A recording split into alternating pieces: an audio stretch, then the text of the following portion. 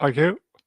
Hello, viewer. It is Sunday, October 30th, 2022, Halloween Eve.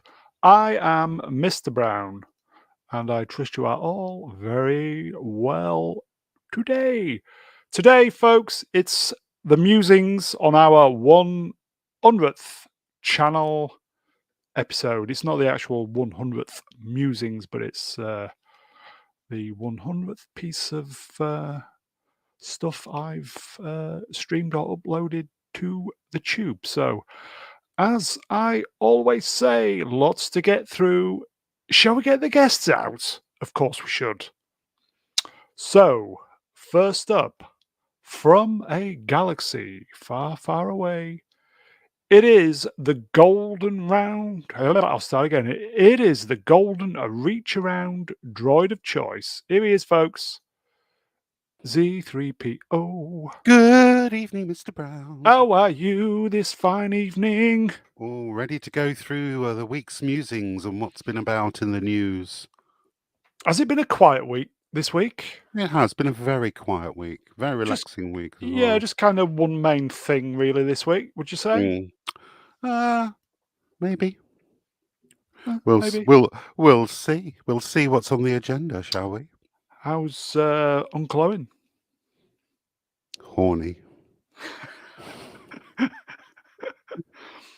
Shall we get the next guest out? Bring out the next guest.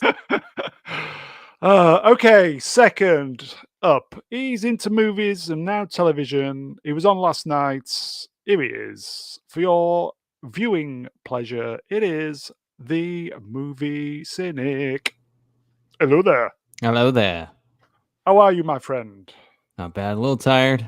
Lots and lots of streaming the past couple of days, but doing well. How's the video editing going? Just 2 or 3 more minutes of actual video editing to go, and my first near hour video is complete. And I don't know how one of our guests does it all the time. It's exhausting. He's a Terminator, you see. I see. This makes sense. And for the folks at home, what is the chosen subject of this said video? It is Rings of Power episode 4 through 8. And my general thoughts on the entire situation of the show and everything surrounding it too. Much swearing. Much swearing, as always. Nice. It's my thing. So it will all be you're better to relax after it's. Is it coming out tomorrow? Did you say? I think I'm gonna put it out tomorrow. I'm waiting for something to come in the email, but I might just put it out tomorrow. It's gonna be done tonight either way because I'm just tired of talking about this show more than I was about. I've not even seen it, and I'm tired talking about it. Yeah. So, should we get the next guest out? Absolutely. Okay, back by popular demand, meaning me. Here he is. Problem being. Hey, Oi, oi. Congratulations on pinching out your 100th doings. Cheers, my friend. Your How are Big you? Brown. Yes. I'm very well, thank you. What's going on in Probby land at the moment? Anything of interest?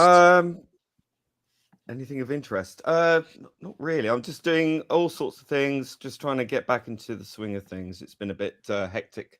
My mum went off. She came to stay with me. She fucked off to South Korea. And she got there, and of course, there's this big fucking crush. 153 people died. Oh dear. She was right in the middle of it all. No. Fuck off. You're joking. She's fine. Jesus. No, she was. Gee. I know. Just got off the bloody plane. All this stuff was going on. It was like, you know, the scene in the Game of Thrones, the House of the Dragon, where Rhaenyra is it Rhaenyra? I'll take your word the for one it. who was the one who was caught up in all the sort of throng of all the crowds going to see the coronation. You know that scene? It was a bit like that for her. No, I'll say yes though. Rhaenyra. Is it Rhaenyra? Rhaenyra. Anyway, yeah. So everything good, yes? Yeah. Apart from her being nearly stampeded to death, not bad. I can imagine that was not nice for a moment or two. So she's not easily scared. Yeah. Do it. Shall we get the next guest out? Do it. Okay, right. Next. He is back, peasants. It is the Dark Is it? Sith Lord Chord. Good evening. Hello there. Can I just start off by saying I'm so disappointed that I have not heard from anyone your mum's so fat she crushed 153 people in a Korean Halloween party joke yet. I think that's my monetization gone, folks. that was crying out to be made. Congratulations on your monetization, by the way. This is my first time back it's since still you hit going the through, 1,000. mate. It's still going through. Okay, well, hopefully, congratulations, and we'll try not to. I will just say to YouTube, the guests do not represent the views of this channel. Yeah, we do. We totally do. How's your channel going, friend? Mine is going nicely. I slightly envy the movie Civic though. If you're doing episodes 4 through 8, so you're done with it after this. I'm still doing episode 3. It's 2.5 hours long. Oh my god! Fuck off. And I haven't finished it yet. That was going to be out this weekend, but I've got too much to do. It's been a manic. How much is left? Manic month. I've done all the base footage, so now it's just sort of the contextual stuff. So it's basically going back through the whole 2.5 hours again, and adding in all the reaction shots and stuff. So there's a little bit to do. It will be out. I'm hoping it will be out this weekend coming, and then I've got episode 4, 5, 6, 7, Oh 8. my goodness! Good luck. So by the time you've got the final review out, the new series will be on. It's a distinct possibility. Yeah. Although this well tomorrow, or we'll go into it actually as we're doing this stream. But as of midnight, it will be my first full week as a full-time YouTube person. So I will be hopefully having much more time to get these things turned around much more quickly. Woot. Congrats. Excellent. So you know what that means, don't you? That means many things. I don't know which one. Oh God, have we not got rid of those people? Can someone? No, I'm keeping them for you, mate. Oh, thank you very much. That's Thank you. lovely to hear. He's got Okay, a nice so- collection of little shoes. Shall we get the next guest out? Because he'll be well peed off by now. Sounds like a plan. And last but by no means least, he is the wise elder of the channel. You know the rest. It is the great mega geek himself, Ian David Diaz. Hello there. Well, Hello. How's Doing well? everybody doing? All right. Yeah, doing fine. Doing fine. Well, it's a full house tonight, isn't it? Bloody hell. It is. Yeah. Jesus Christ. Yeah. Well, congratulations on your 100th episode, young man. That's Thank you. I think it's a good thing, isn't it? Or is it? Who knows? I hope so. We're still Mm. here. We're still ploughing on, so it must be, yeah. Yeah. Shall we say hello, chat? Hello, chat. We can see you. Hello. I can see you. Hello. my favourite wok person is in the chat. Expect more wok jokes. Here you go. But that I know. bacon fella hasn't come back, has he? Bacon. Matt G. He'll turn up later. Dark Side of the Wok. Wow. Problem Being and Little Platoon, that's you two, on the same stream. Bizarre. What? Well spotted. Oh, yeah. I'm confused. Anyway. Well done, Dark Side. Well done. Okay, so yes, episode 100, end of week musings, Sunday, October 30th, 2022. Free eye test, everybody. Yeah, thanks for that. If you can read that, you don't need to go to Specsavers. So A-I-X. C-U-N. HELPME Okay. REDRU. Moving on. Okay. Is this still on? Yeah, afraid so. Yeah, it is. Apparently. Who? Moving on. Yeah. Moving on. Who would like to Moving go? on. Is it worth speaking about anybody? No. I mean, well, I've not caught up on the most recent ones. I think I'm up to episode 5 or 6. I've actually forgotten which number episode I'm on. I'm still not minding it though. It's incredibly slow. It doesn't have very much to ever recommend it if you're wanting lightsabers swinging around. If you want, gunfights every other minute, it's definitely not your thing. It's ponderous, at times too ponderous, and it takes more time than is really justified. However, despite that, within all of its ponderousness, there is actually some very good material, and especially some good world building that takes place within it. It hasn't, at least as far as I've seen up till the point I'm at, has not injected dumbass politics too much, not objectionably anyway. So it's one of those things like with House of the Dragon that I'm actually looking forward to catching up on, because it's not got worse. It's actually got a little bit better, I think, so far. I was just going to ask actually, because I haven't watched it, but it seems to me, I don't know if I'm wrong here, but it comes across to me like they're trying to do Game of Thrones in space without the sex and violence. Am I right? Or no, I don't think so. I mean, there's not that sort of house politicking that goes on. It's if you think that, you can draw an analogy with any vaguely political thing and say, well, that's Game of Thrones. I don't think that's the case with Andor. There is political intrigue up to a point, but it's not so much the point of the show. It has other things going for it as well. In fact, the politicking it does do, or has done up until the episode I've seen, has been it's fairly muted. It's a little bit unimaginative, but at least it is still fleshing out large parts of a world that really could be fleshed out and has long deserved to be fleshed out, but that no one's got around to fleshing out yet. If it's a choice between this and another Disney knockoff Marvel show or another Disney Star Wars film, then I will take this every day of the week. You know what? You said in the beginning that if you're expecting lightsabers and, laser guns and stuff like that. Here we go, folks. Isn't that Star Wars? No, that's not all Star Wars. I don't even know what this is. This is not Star Wars. This is bollocks. Well, just as a thought experiment then, do you gloss over and close your eyes? Say, like, Empire Strikes Back, which has one lightsaber fight in it.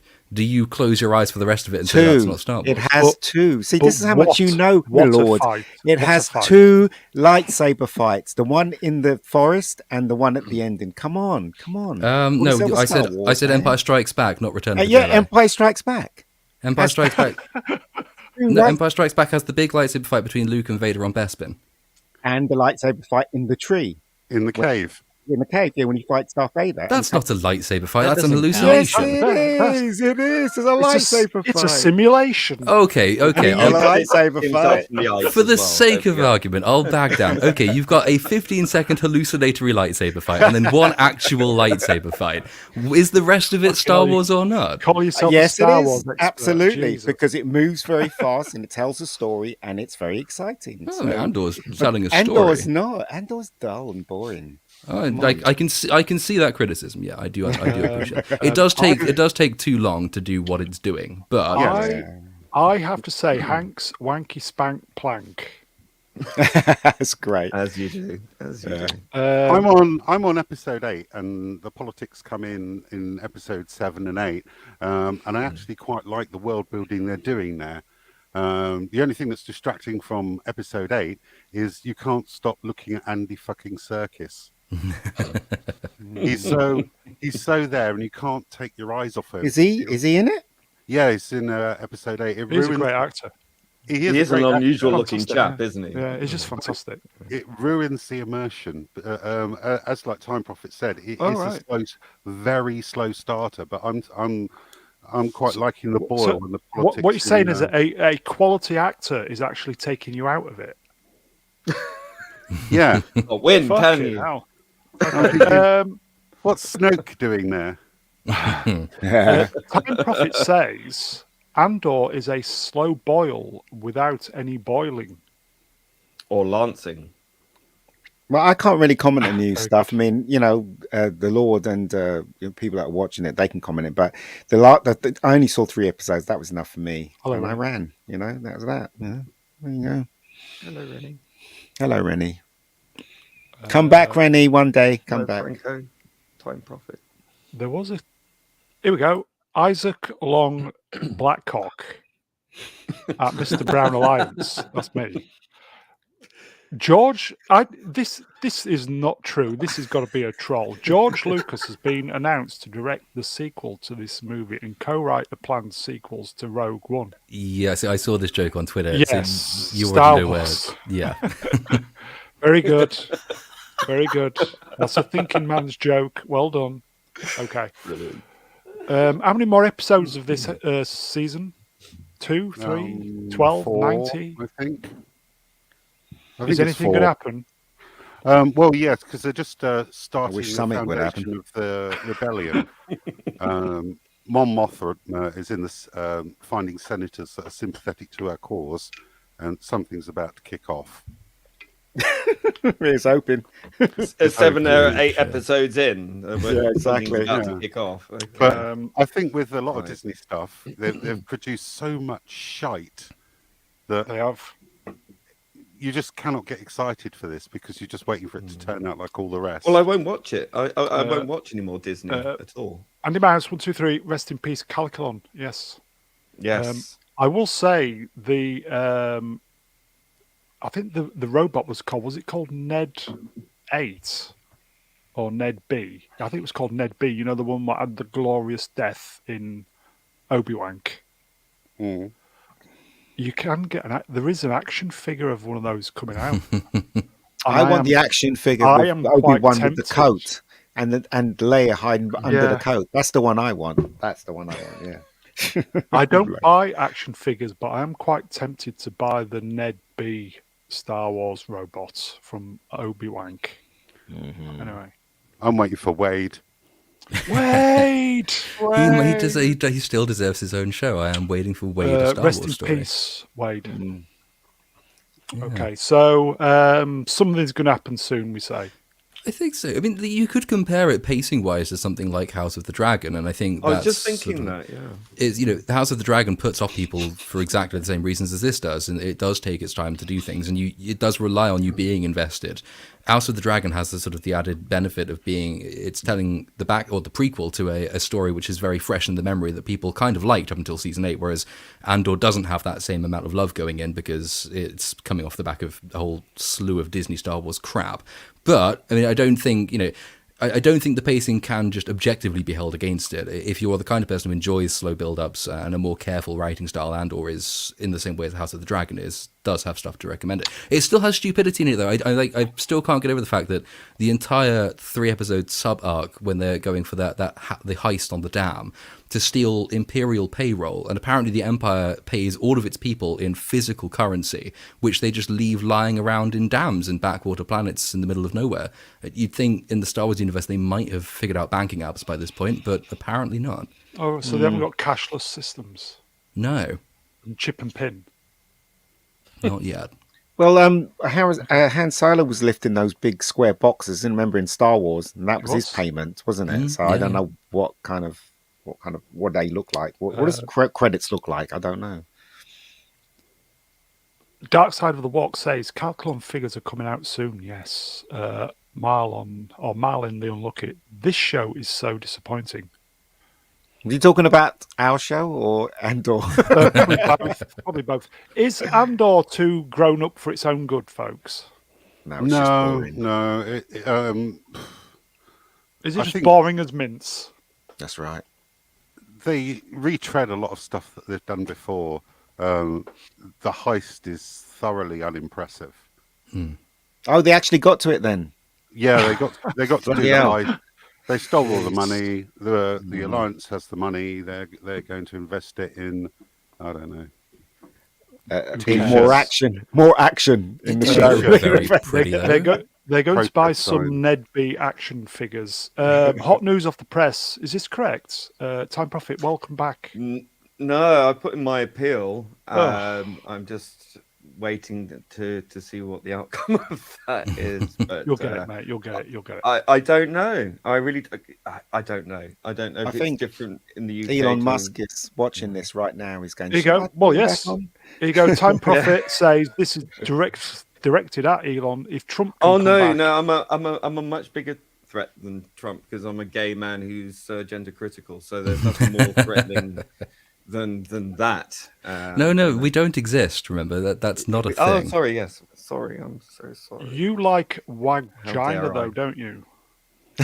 Well, I made the big mistake of telling a bunch of 20 straight people in drag that I don't accept vagina as a gay sex organ, and that got me cancelled. That's my channel gone. Oh dear. Okay, so we'll move on from Andor. Andor. Cough, cough, cough. I'm going to be plugging action Either figures. Andor. Just on the action figure thing, it's not a plushie, and I don't get any money from it, but it is free. If you want a little paper cutout of me dressed as Claude Frollo from The Hunchback of Notre Dame, head over to efap.me, and their Halloween calendar has a little one of those cutout doll things that you have to stick together, and it is a 3D little model. So if you want a lovely Have you little got a link? cartoon, Throw it in the doodah. I don't have one to hand, and I can't be fucked, so no. But it's there. Well, if it's you on can't be it's fucked, on what should we? efap.me. If you want a little cuddly paper version of me to keep you company at Well, night, that's where you go. EFAP are your new friends, aren't they? Yeah. Okay, moving on. Here we go. I think that was a dig, mate. Wow. Yeah, what's this? House of Dragon. That ended. It did. It ended on a high. I don't understand how the last episode got criticism. I haven't read the Folks, books, Promise but Channel. Nerdrotic, who has said, well, that's how it happened in the book. Ends And friends. apparently it's been pretty close to the book, which is in and of itself quite a novelty these days. Yeah. I thought it was a fantastic conclusion to the first season, and Drinker was just loving even it, wasn't he? the final shot of Rhaenyra looking around like, okay, it is on. I could feel that. You know, that was very, very well executed, and that seemed the dragons was just phenomenal. And looking at the CGI work on that as well, and comparing it to all the clips that I've seen of the Rings of Power, was far and above. And I just don't understand. Is Amazon doing money laundering? What's going on there? I don't understand. I don't get it. But this is miles, heads and shoulders above. I haven't seen it, but I hear it's really good. It is. It really is. I mean, it's taken a while, like as was alluded to with either Andor. It's a slow builder, and it really took me a while to get into this series. When everyone else was praising, I was kind of not sure, and I didn't really care about anybody. But as it's progressed, I've become quite involved with it, and I sort of got drawn into it a lot more. And certainly by the finale, I was just like, yes, yes, fair enough, very on board. Yeah. Anyone else watched the finale? Yeah, I enjoyed it. Weren't you? I was watching it, and I originally thought it's long and boring, and I stand by it being long and boring. It's just the ending was pretty good. You knew what's going to happen. It just took an awfully long fucking time to get there. Lord, you've still not seen the end, have you yet? I've not caught it. I'm still episode 3, I think, of that. But it takes a long. You know what's going to happen? It takes a long time to get there. Is just the summation of George R.R. Martin's entire career. Are you going to be reviewing the series? I probably will at some point once because I'm going to be looking for things to break up the incessant Rings of Power stuff. I might get around to it then. I'm going to do like some smaller reviews, and by smaller I mean sort of 15 to 20 minutes as opposed to 2 hours. Yes. They'll be on my other channel. They will be on the other channel though. They'll be on Lost Chord. And so I might do one of House of the Dragon on that channel if I ever get time. And then there's going to be a couple trying to get around to Black Adam, and people have kept telling me to watch Bros. Because they want to torture me. So I'm going to try and do that as well. Is it because I's gay? Yeah, get a strong impression. Someone said for obvious reasons. Right. Okay. Okay, yeah. Did it make money over here, that film, Bros? I don't think it made money anywhere, did it? Well, I had one person I went to see. He said it was okay. Oh. But you're a gay. You must watch it. Otherwise, you're afraid I'm not going to watch it, obviously. What's the film about for the uninitiated? It's a rom-com, but with exclusively the worst possible caricature of gay men. And it's the one where the director got really pissy because no one went to see it because no self-respecting man of any sexual persuasion watches rom-coms. Right. Exactly. He's the star, is he not? Is he the star of the film? The director? Is he? I don't know. Is he in it as well? He might be. I don't know. think I so. just thought the guy that was the lead guy, he directed it as well. Did he not? I don't know. Maybe I'm wrong. It's possible. I don't think so. But at the same time, who cares? Yeah, I'm exactly. not interested. Uh, I don't watch any game movies because they're usually shit anyway. So I think it's one of the very few IPs that would benefit from an all-female remake. Yeah. yeah. Here you go, folks. Time Profit. I think this one's for you, Lord. Are you B flat minor? No, the B flat minor is a thing that exists. No, that's a major. There's a B flat minor chord. I think you're thinking of B sharp. I can't believe B-sharp you're chord. sitting next to a piano.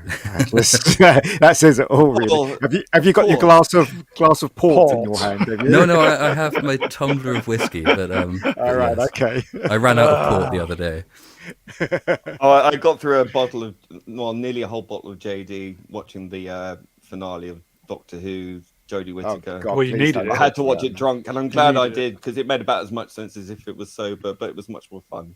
But how perfect is that the Lord is sitting there in his leather chair with a unbelievable, isn't it? port and a piano next to So, him?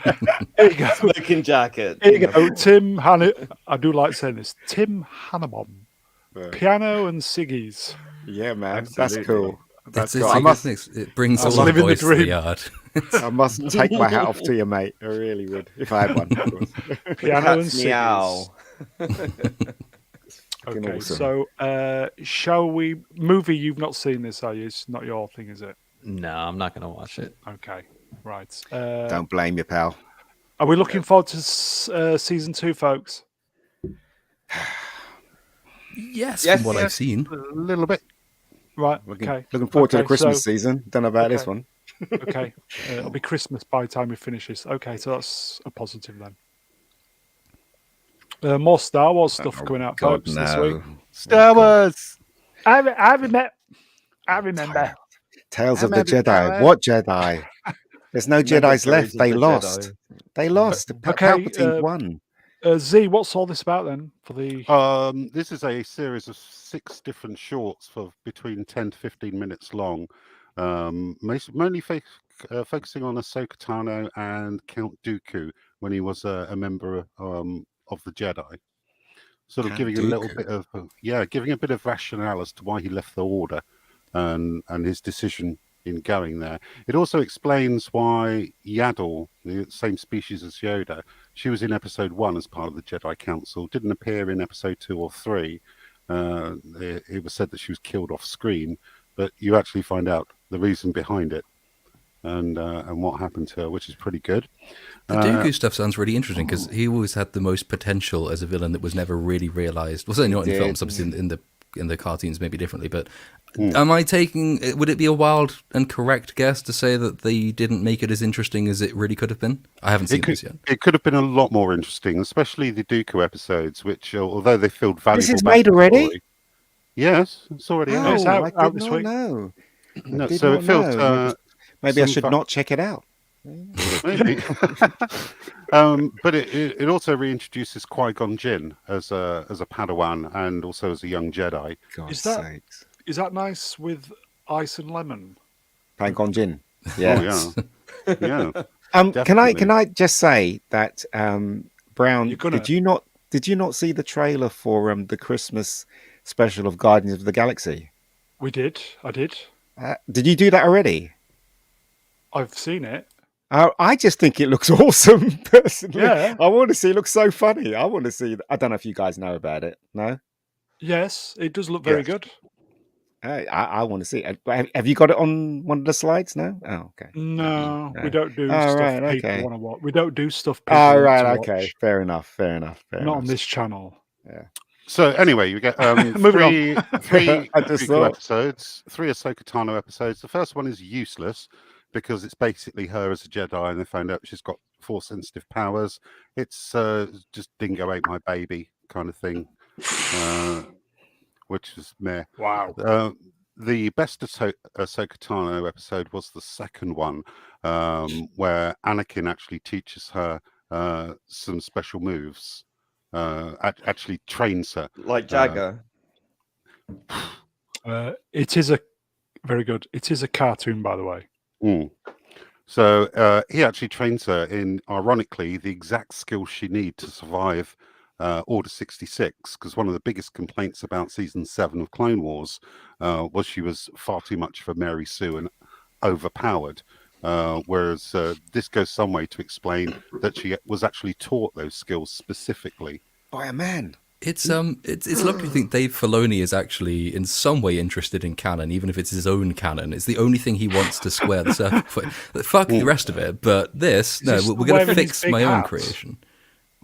I guess he is. And the third Ahsoka Tano episode was basically what she was doing after Order 66, which was, I don't know, a bit like the Batman. She was just being sad for 7 years. So is it worth a watch? It is worth a watch. It does fill in some information, but you really have to be a Clone Wars fan to get into it. It's done in the same style. Episode 2, the animation looks like it was done on a PS2, so that was my only criticism. Jeez. But some of the later episodes were more like, it's almost like they tried to mirror the animation style that was present at the time in the Clone Wars cartoons. Okay. So you get some pretty ugly looking episodes, but then you get closer to the later seasons and the animation is a lot more clear and detailed and fluid. So it's I would say it's worth a watch if you're a fan of the Clone Wars. Question for the panel then, other than the Lord and Z, does anybody still care about Star Wars? I don't. Not especially. I really don't. It's been rinsed Sad, out isn't it? of me. I've been squeezed. I've been tortured. I've been told I'm a evil, bad person for not liking. Are you adjacent? I am. I must be. I think we all are. Patently, I would say. Yeah. I mean, quite honestly, I've had my fill of the whole elitist snobbery that's gone on with Disney and all these highfalutin corporate entities that want to dictate styles and fashions and attitudes and culture to us when we know better than they do. Yeah. So that's a no then.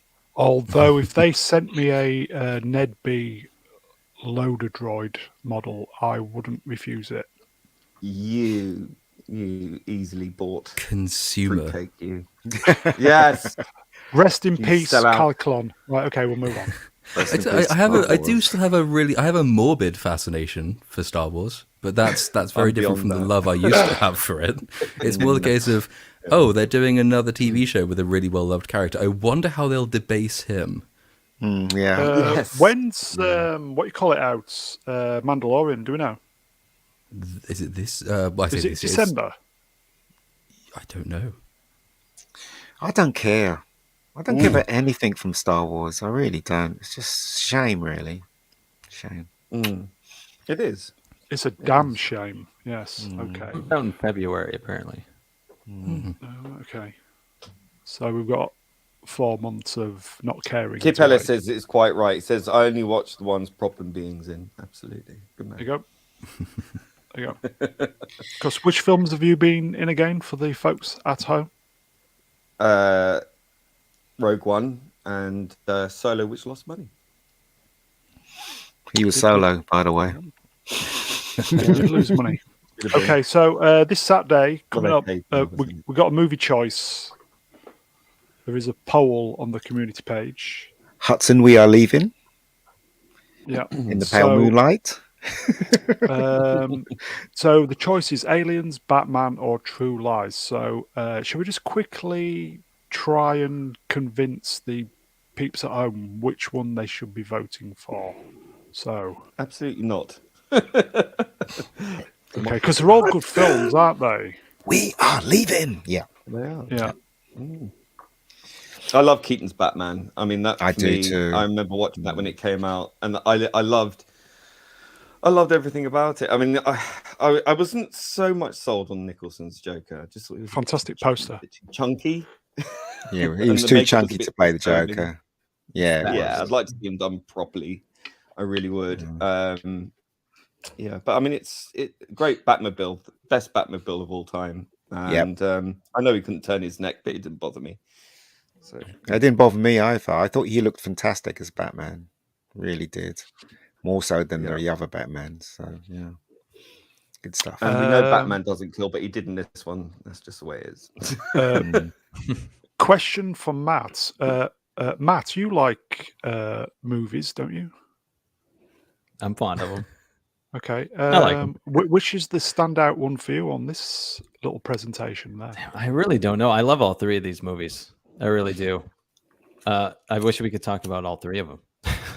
They're just so good. They're great, yeah.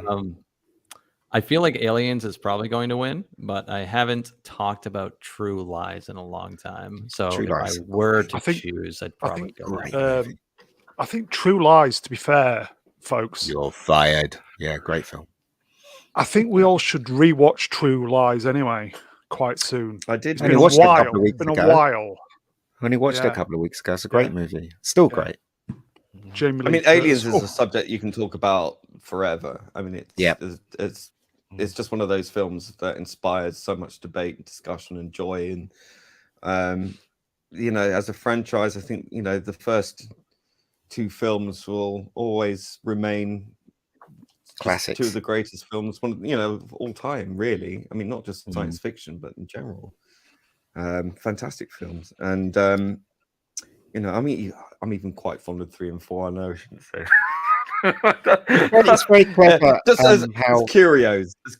How what's his name? James Cameron decided not to copy the first one. He could have easily made it, like a horror, but he just went in another direction, and it's just genius. Yeah, the Covenant thing and all that. I don't like all that. It's all bollocks. That stuff. It's all bollocks. It really is bad. In the chats, we'll go through a couple of the peeps. Time Prophet Aliens.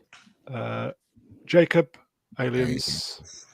Yeah. Here you go. Very good. Tim, imagine if they look like that in the Hannibal. film. Yeah. Batman or Aliens, then. That's sitting on the fence, is that? Time Prophet. No one wants Arnie. You look at me when I'm talking to you. Remember that? He said that to the horse. Do you remember that scene? Yeah. He's on the roof. Aliens. He was great in that. Yeah, True Lies. It is a great. It is a good film. It's so quotable. What? True Lies? Yeah. Absolutely. Dark Side. Some of the most outlandish pieces. What was that line? Sorry. What kind of sick bitch takes the ice cube trays out of the freezer? Right, yeah. I think we should just watch it anyway. So Yeah, that's the choice, folks. If you're not voted, it's on the. If you're watching this on the Rerub, it is on the community page. It's going to run until Thursday because it gives me 2 days to get the presentation, the slides put together. So the choice is Aliens, Batman, or True Lies. So Thursday, the poll closes. Okay, so that will be on next Saturday. Okay, there you go. Z, top modding. There you go. This time it's war. Okay, so yes. Why are you excited about that? I'm confused. Have we had 6 prime ministers since the last time I was on one of these? No. We have. We've had more. He goes away for a few weeks and all the interesting stuff happens. Can you believe That's it? true. Yeah, I didn't know. Somebody told me Fucking that hell. we had a new prime minister. I did not know at all. It's all very craven. Look at that. Boris, then Liz, then according to Joe Biden, we had Rashid Sunak, and then we had Rishi Sunak. So that's 4. Rishi Sunak. Yeah. Sounds like a character from Star Wars. So he's rich, isn't he? That fella? Multi-millionaire. He's worth about, Right, is it 700 mil or is it 70 mil? Something like But that. Sunak, it's his wife. His wife is the daughter of the person who invented a big Indian IT company called Infosys, which just coincidentally happens to have quite a lot of say these days over UK immigration policy. Purely coincidental, though, so it's all good. Oh, it's not information for cis people, then. No, well, it's the modern conservative government, so it could well be that in the short term. But Conservatives. Okay, so shall we see what Lord Chord's news round You do has? realise that Lord Chord has absolutely nothing to do with this, apart from this picture at the That's side. a sign of a good producer. A sign of a good. I just turn up and speak. That's all. Exactly. I'm doing. I don't even know what's in this segment. It's What's that's the going sign on? of a good producer. Oh yes, moving on. of course. Doctor Pooh, yay. Okay, so obviously this ended last week, so all the Thank God. new branding has appeared. And they've gone back to the diamond one. Yeah, after a year ago, as I said backstage, I did one render, and it was a diamond logo, and the Who was lit up like that. Just saying, I don't know, coincidence. They ripped you off, mate. You should sue. Hell yeah! Do we like it, folks? I quite like it. I love it. I I do like like it. I love A lovely the patches. logo. Yes, it's a lovely The old- logo. Was that old the Percy and Baker 73, logo. 74 logo? Yeah, 77. it's lovely. The lovely I piece think of so. graphics. Yeah. John Pertwee's last season, and Yeah, Tom Baker and all the Tom way Baker's. through to season 17. It's the classic logo. It's like they're pulling on everybody's member berries right now. In the remember. David Tennant bringing back a classic logo. Yeah. It's like, look at all these shiny things. But it's a Shiny diamond. light. It's the 60th anniversary, so diamond anniversary absolutely makes sense. So I was just saying to Dan It's the top of the recently, TARDIS. I was saying that isn't there I mean, again, no disrespect to anyone, these red flags keep coming up. So we got Auntie, which is BBC, which is very heavily on the gender. Then we got Russell T, who's a gay guy that casts a gay guy to play the Doctor, and now they're all going to Disney, which is King of the Woke. Isn't nobody worried about that? I am very worried about Yes. that. Yeah. Absolutely. Yes, we will get to that. Absolutely. Yes. Because, they've got more than just an oversight in it, haven't they? Yeah. The more that comes out about it, the more it seems so that they are actually now. It's gone from they're just distribution Getting to the cash we're out, aren't they? co-producing, which to me is Disney is the place where franchises go to die, and I'm not Yeah, particularly. but this franchise is dead excited anyway, about it. so it doesn't make any difference. But, Well, that's the that's also weird true. decision. That's the weird decision. I mean, movie cynics are resident yank. Does Doctor Who really have any kind of presence over in America? Absolutely Not not. anymore. None. So what's the used to. So the decision that would seem to have been made, if they're going to Disney and they're giving Disney a lot of creative say and control, is that you would assume No, they're they're not. going to They're not. attempt to make Doctor Who more palatable to an American audience that doesn't exist. Whereas you'd think they'd be slightly more focused on rebuilding an English audience that's deserted it in droves because it's already demonstrated it doesn't care about Maybe them. they're just They're trying to not, get the old audience back in. I don't know. That sounds like a Disney maneuver, though, because No, they're taking Marvel away or wanting to take it away from the fans who made it popular and create and build a new audience with, whatever.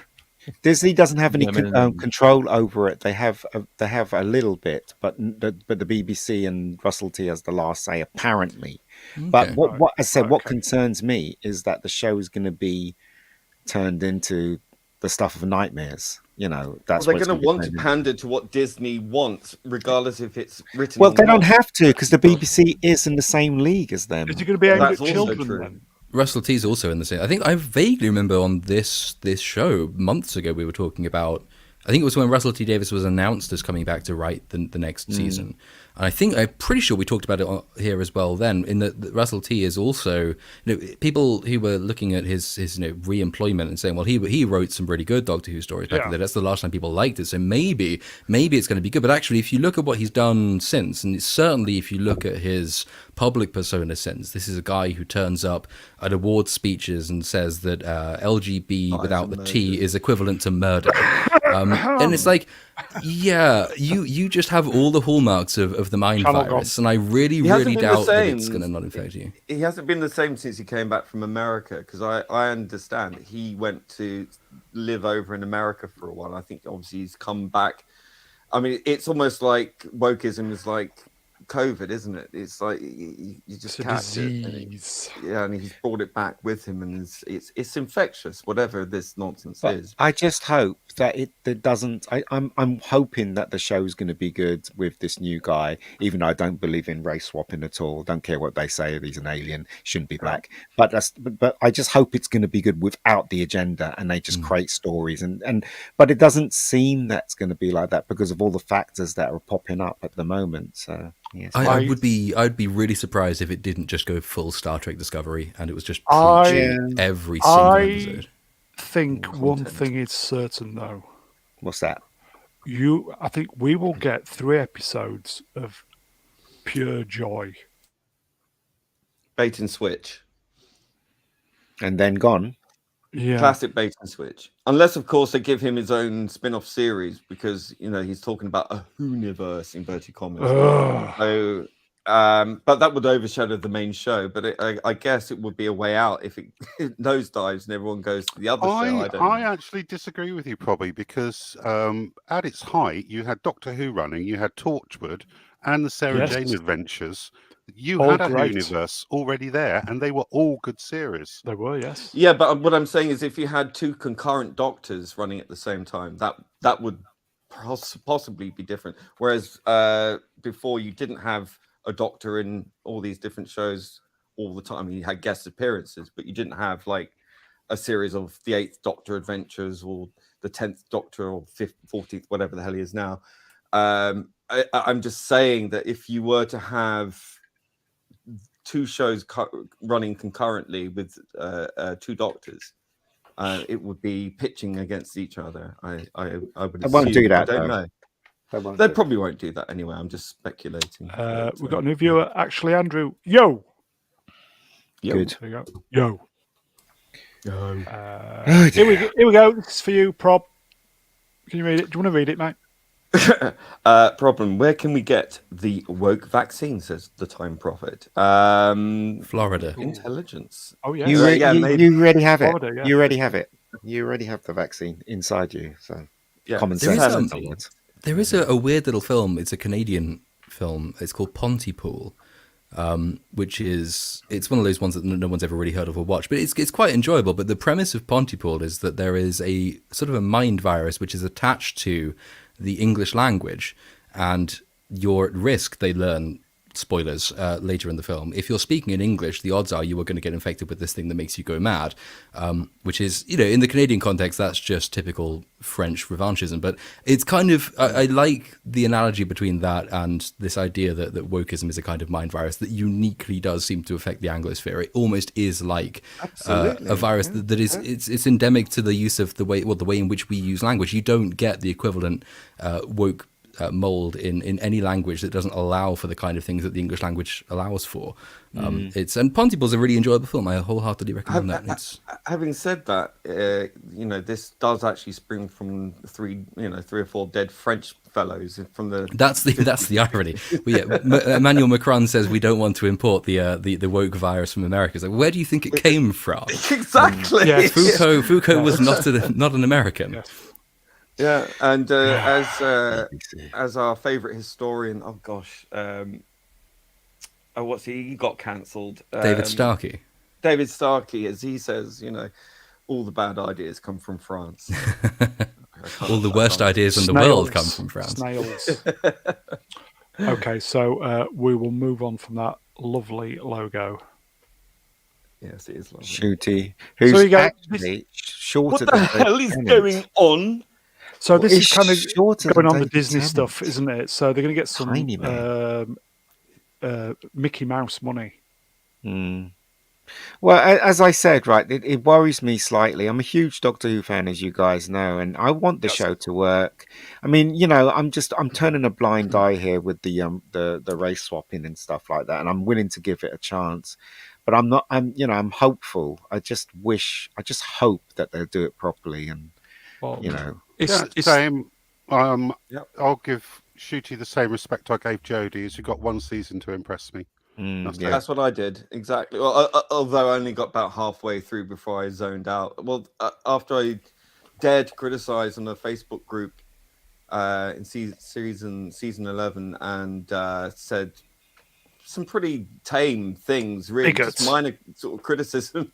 I got told to die of cancer multiple times for being chased out of the group into my DMs by the guy who actually ran the group, telling me to die of cancer until I left. And then that's how I found Gary and Noel and all the other sort of channels. And Bigots. that's why I'm here since then. Dark Side of the Walk at Mr. Brown Alliance asked me, I didn't know the TARDIS had back doors until now. It doesn't have back doors.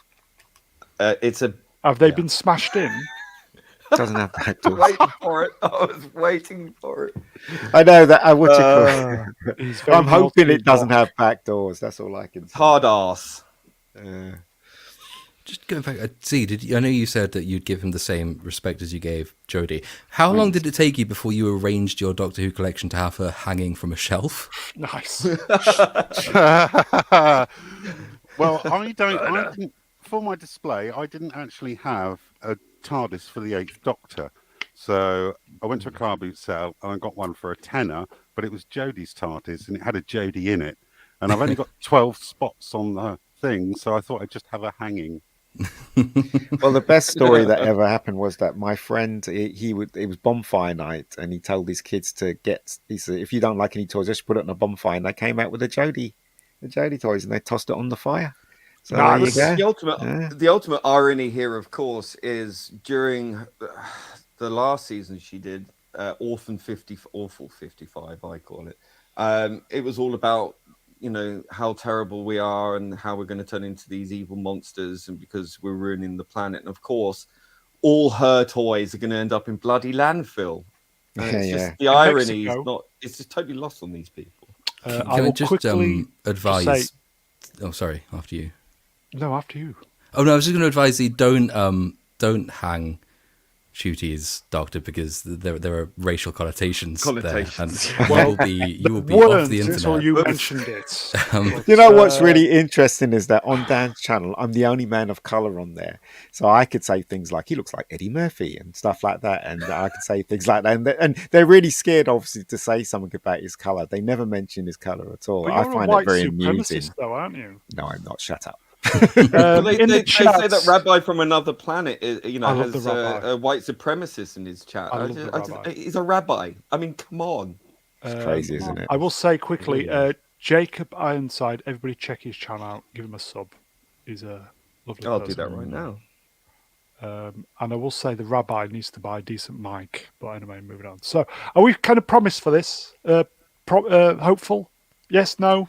I'm hoping. It's theirs to lose, isn't it? It's theirs to fuck it up, I think.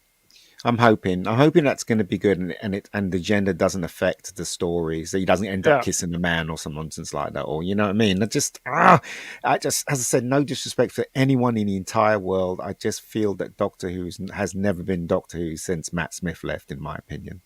But that's just my opinion, of course. Jodie got tossed off. She did. Yeah, she tossed her off that cliff. I loved Capaldi. He was very bad. I and all the agenda was coming in at that time. He didn't really get a chance. And obviously, a lot was working against him, because all these people calling us "not my doctors" now were saying "not my doctor" with him because he was too old, and all this stuff. Am I optimistic? I am optimistically pessimistic. As I said, I genuinely think we're going to get 3 great episodes. At least, because they're not. They are. It's the 60th. They ain't. I'm here to beat the meat. They are not going to fuck that up. Trust me, they are not going to. I mean, another one you could throw in the fire as well. They've hired Patrick, what's his face, and he's gay as well. So it's like, I just all the flags are coming up, and a lot of Doctor Who fans are ignoring it. But he's also a good actor. Excuses for it. That's what's his name? The guy out of Starship Troopers, Doogie Howser, isn't it? Yeah. Was he also in that long-running soap? Rom-com. Your mother comedy. or something? Yeah. How I Met Your Mother. And he fancied that girl all the way through, the one that's in the Marvel. What is it? I can't remember her name, but didn't he? Kobe Smulders. That's the one. Which is proof that really that RTD's nonsense about only gay people should play gay roles as well. It's like gay people have been playing straight for years. Yeah, of course they have. Yeah. Probably double standards. But anyway, okay. So I'm looking forward to the. Here you go, MC Neil Patrick Harris. That's the chap. It's good to see the old boy back for the 3 Which episodes. old boy? Tennant. Yeah. Yeah, he does look a bit ropey though, doesn't he? He's a man of age now. Age comes to us all. Yeah. Anyway, But he's playing the Doctors at the age I was used to watching. Yeah. Yeah. And that's not bad. We'll give the last word to Time Prophet because that's what we do on this channel. Time Prophet Rose is a man. Okay. You see, that's another flag that's come up. Do you know what I mean? It's just all the flags are coming up. I'm just like, oh, please don't let it go that way. Please. But anyway, we'll see. Last week, we kind of briefly talked about that I kind of said we were thinking James Gunn he's going to do his Guardians, do his TV special, and then get the fuck out of Dodge and go do the DC stuff. And then the following day, he's in charge of. They were desperate. There was no one that wanted that job, and they offered James Gunn a lot of money, and he went, "Okay, I'll do it then." But he's not. He's probably gonna. I hope he does a good job with this, but I suspect Peacemaker was fantastic. I suspect there's nowhere really to go. Absolutely with this top draw, Peacemaker. We'll see. I enjoyed it. So he's going to be in charge with Peter Safran. The Suicide Squad. Yeah. I did like both of those. Yes. Anybody excited for this then? I know Mega Geek isn't.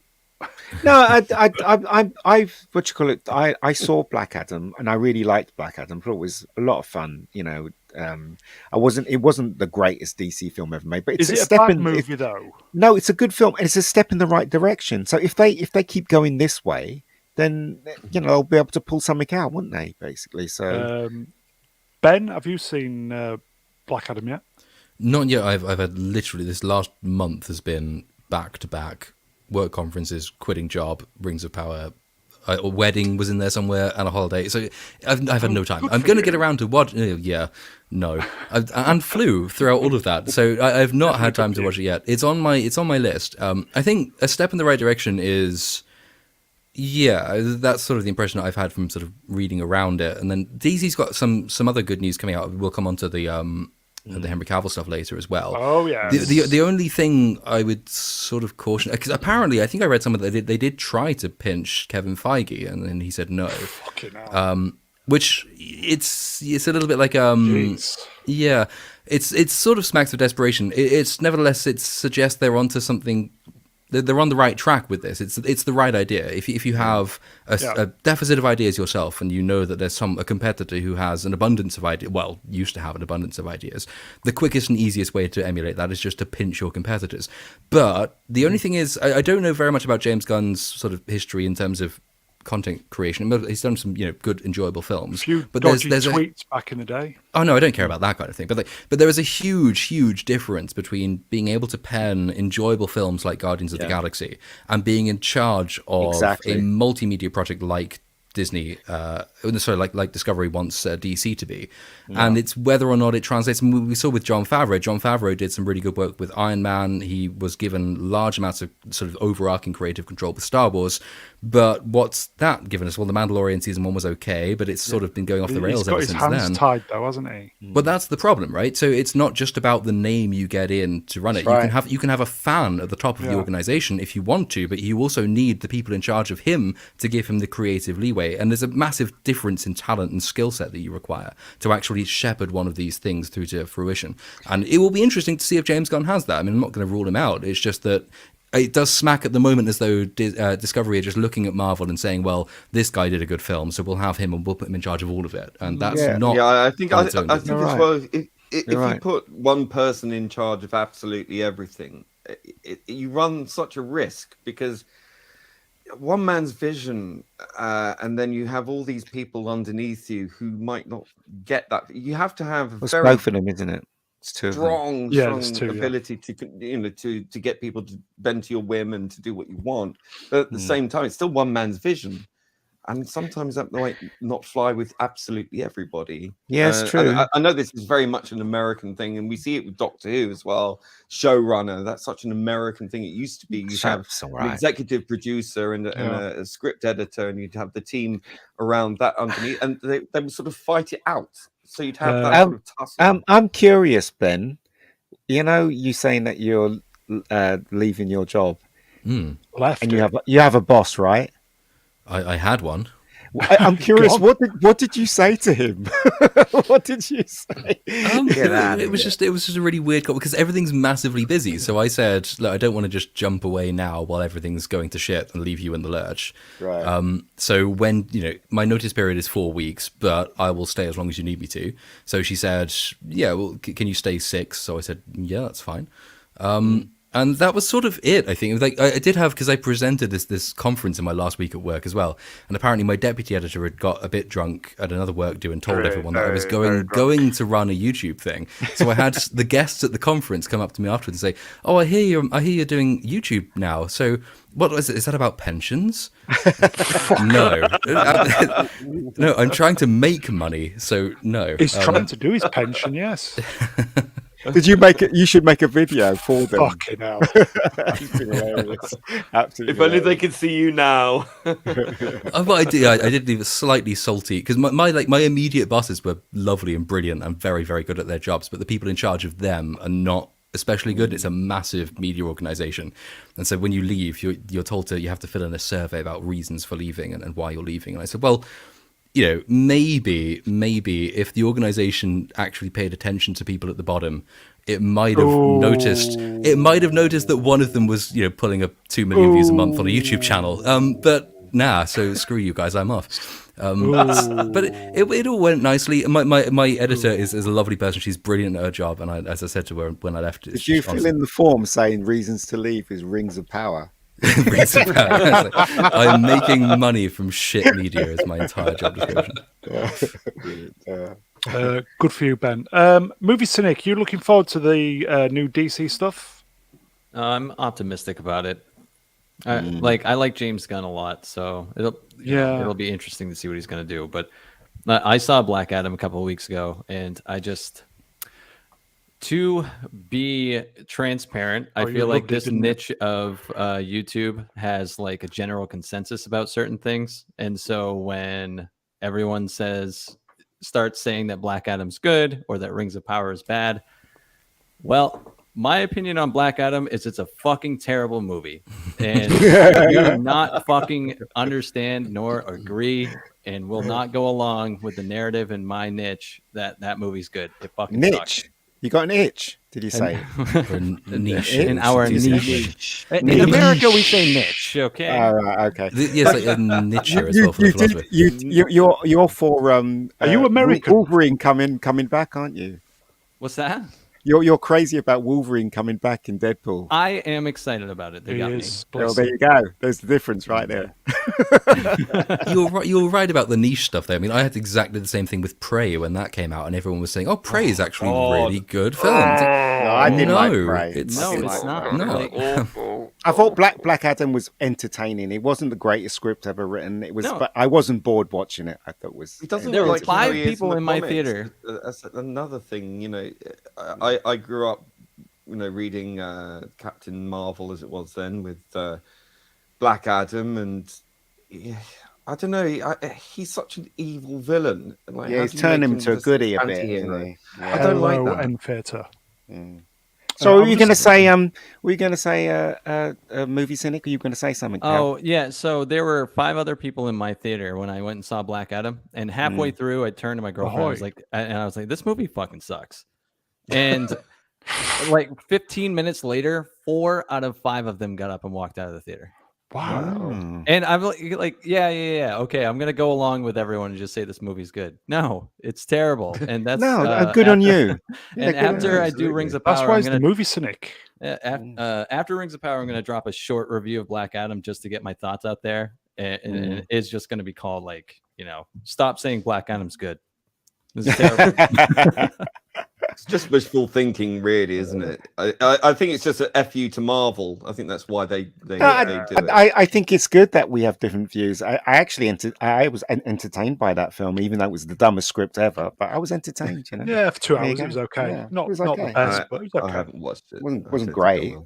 But it's good that he has a different opinion, and he's gonna kick ass when he gets his video. I will say, like, the last third of the third act was mildly satisfying. It ended up, but it was still the same old shit. Like, The Rock's just shooting CGI out of his fucking fingers at his CGI monster, right, whatever. Yeah, he's good at doing that, though, isn't he? So majority of the fights he wasn't even there, was he? It was just CGI, him being smashed into a wall and shit like that. Yeah, no. Totally get it. He wasn't even there for the Superman scene. Superman scene was shot in London. Yeah, he wasn't even right at the last moment. Right, the last moment. Yeah, it's true. It's true. And when I was there was a lot of people watching the film, and when he came on, everybody started cheering, which I found weird. And I think that may have, I don't know because I'm not fully up on this, but it does seem to me that because of The Rock, as we all call him, decided he wanted Henry Cavill to do his appearance at the end. That may have, because of the response and feedback to that, has led to perhaps Henry Cavill being given his own Superman still too. So that some good came out of this rubbish. So that's not bad, is it? Yeah, no, I don't know. So this slide is just kind of confirming the 4 years. I love how these execs or these directors pose for these pictures. It's so stupid, isn't it? Like he's some kind of model or something. It's ridiculous. I tell you, if they took a picture of me, I'd just be pulling a face or something, or just be the back of my head. It's very earnest, isn't it? It's so stupid, though, isn't it? It's like, you're just you're just a director. You're not a model, for God's sakes. What are you doing? Do you know what I mean? Anyway, whatever. Oh, he thinks he's Bono. Oh, God. I'll tell you what, he looks like all the band U2. He looks like all of U2 rolled into one person. Have you ever seen pictures of Stanley Kubrick? He's this big man with a big beard, looks like he needs a bath. Do you know what I mean? It's like every picture you see him in. But these days, all these directors and producers, they're all posing, and it's just stupid. Peter Jackson modelled himself on him, I'd say. God, yeah. Oh, God. Anyway, moving on. That's it. Oh, yes. This was the big news this week for the DC verse, wasn't it? And Fat Cavill's leaving, and we've got Skinny Liam Hemsworth taking over. Excellent. Not Chris, but Liam. Yeah. You know the reason why he's leaving, don't you? The real reason why he's leaving is because he thinks they've disrespected the character, and he cannot, in all seriousness, carry on playing that part. And plus Superman's there. Yeah, plus Superman's there, so he's taking he kind of warned them, or he warned us, didn't he? When there's the interview, isn't there? Yeah, that's doing the rounds at the moment. Him saying that he loves the source material. He thinks the lore is an incredibly important part of storytelling. He was telling them when they said no, but of course he played that as that's part of the dynamic of filmmaking. Yes, yeah, I know, but you're also telling us what you really think. I know. He's Warhammer, The Witcher, and he's a fan. He's one of us. And that's what sets him apart from the rest of these twats in Hollywood. And, I tried to watch The Witcher. I really did try. I mean, I got through halfway through episode 1 before Girl Boss decided to piss me off. And, Girl Boss. That was it. The problem, I couldn't do Girl it. Boss. I just could not get through it. I'm sorry. Here you go, folks. And I think I was right. Tim Hannibom Cavill hated that role. He did, and he's very clever in speaking his mind in a way that you don't suspect. That's what he's actually saying, as Ben pointed out. So there you go. Oh, he's great in interviews. He just it's very under the radar, but absolutely nails it. And you're just like, yes, man, yes. Who's looking forward to Cavill Superman film then? I think I am. I'm in two minds. I just hope that they do it properly this time, because the Man of Steel was absolute nonsense, and Batman vs Superman. He said he wanted optimism and hope. Yes. He did. Specific words. Specific. So I think he's doing it on his terms. I think that's. I'll just ask the chat. chat? Are we optimistic? Are we looking forward to Cavill, Superman? Well, the uninspired reviewer says, I'm not gay, but I wouldn't mind spending a night with Cavill, just saying. Do you know Cavill met the Australian guy that played his father in Superman? Who's the Russell Crowe? Russell Crowe when he was a kid in his school, because Russell Crowe was doing something. Yeah. Story, yeah. Isn't that crazy? And then years later, they're in the same film together. Yeah, amazing, absolutely amazing. The same disappointing film. If he gets his way, then and he has the optimistic, truth in the American way type Superman, then that's a reason to be positive. But that entails Zack Snyder having nothing to do with any Superman film going forward, which is good. Not Brian. Hello, not Brian. Bring back the John Williams score. I think it will come back because we had a bit of a motif at the end of. Do you know what, guys? Buy all of John Williams' music now, because when that guy goes, man, I'm telling you, because he's in his 90s, and just seriously. Isn't it interesting how we have, like, us Brits have your Superman, your Spider-Man, you had your Batman, all British. Yeah. And you got an Israeli as Wonder Woman. Yeah. It's funny. Movie, you looking forward to Superman? So the end of Black Adam, when he came on the screen, that was the one part where, again, it's like the Wolverine thing. It got me excited. I'm creamed his pants. I am excited to see Henry Cavill as Superman, not directed by the worst fucking director in Hollywood. Absolutely, I really am. Absolutely right. Yeah, totally. Here we go. Actually, Andrew, I'm incredibly excited for Henry Cavill Superman, and specifically a good one. Give him his pants back. Give him his bloody red pants back. We want his pants. Yeah. Jesus. Yeah. Okay, so Cavill, come on, son, you can do it. Please play Bond when you get the chance. Please. Also, that would be good. No, they killed him, so I'm not interested, mate. Yeah. Oh God, it's reminds me of my school teacher when I was young. Right, who would like to go first on this one? I think Ben will. Anyone but me, because I haven't watched it. It's a toss-up between Matt and Ben. Yeah. Oh, have Platoon do it first. Yeah. No. Ben does it. Ben does it last, mate, because you're just going to copy him. No, I'm joking. No, he'll take longer anyway. My script's already written. All right. Okay. So this is the story that's effectively the smelling their own farts showrunners. Crouching Dragon, Hidden Dragon, whatever it is. Ex-Bad Reboot, Star Trek 2009, blah, blah, blah. I'm sorry, how was it not anticipated? I mean, it was anticipated for months and months and months and months, if not a year or two. Nonsense. So what's this article about? Somebody just clue me in. So the basic idea is that it was so badly received and it did so poorly that they've decided season 2, when that eventually rolls around, I think in 2024 or 2020, it's going to be 2 or 3. 2035 apparently. 2035. It's going to be 2 or 3 years anyway until the next one. But they're going to basically ditch the existing showrunners, who are the two who have no writing credits apart from that their uncredited role on Star Trek Beyond. And I presume as an extension of that, they'll go with a different creative team. Which, I mean, you should have done that from the beginning. You don't... Everything about this is just very deeply fishy. You don't say, this is the biggest media project, arguably, of our modern age. Certainly it's the biggest TV project, and it's definitely the biggest streaming service product ever devised. You don't do that. You don't say you're going to spend £1 billion on it, and it's going to be the defining thing. All the Amazon packages you receive will all be advertising it. Premiere Pro, when you load that up, that's got a Rings of Power. You don't then hand that over to 2 showrunners who've got no experience on anything at all. That's like me saying, I'm gonna go to space. I'm gonna start my own space program, and Brown, you can run it for me, please. I know Mr. Brown. Mr. Brown, I know you've got all the relevant non-experience to run a space program. So here's my multi-billion-dollar project. Please take me to space. It's maybe you'll do well, but that's an incredible risk that you wouldn't be taking if you're a sensible business.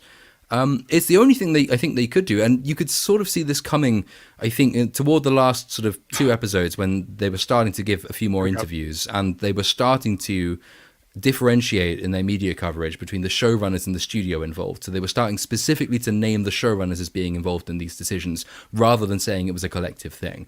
And you could get a hint at that point that maybe this was a preemptive pushing under the bus, or they could see the bus coming, so they were just positioning themselves to push the showrunners under that bus. They deserve to be pushed under all the buses in London successively, but it's still the studio's fault to actually employ them in the first place. And I don't think you can save this, though, because there's a few other interviews that have come out saying, well, season 2 will give the fans the story that they always thought they were going to get from season 1. So we fucked you over massively. So now we're going to give you what you wanted in season 2, which you can't do because late. It's way too late. It's too late from the fans' perspective. Because if you care about this stuff at all, you've already switched off, or you've become an active monetized hater like me. Preach it, Lord. Alternatively, though, the other way in which it's too late is that you still have to build off the story, I say story in inverted commas, that you've given us in season 1. And that has automatically meant you've discarded all the relevant lore, you've butchered your story, and you are now going to have to build from foundations of sand. So season 2 can't then hove back toward a more lore accurate telling, because it's already ditched everything that makes that lore accurate stuff meaningful in the first place. It's an abysmal failure from beginning to end. It's an excruciatingly expensive failure as well.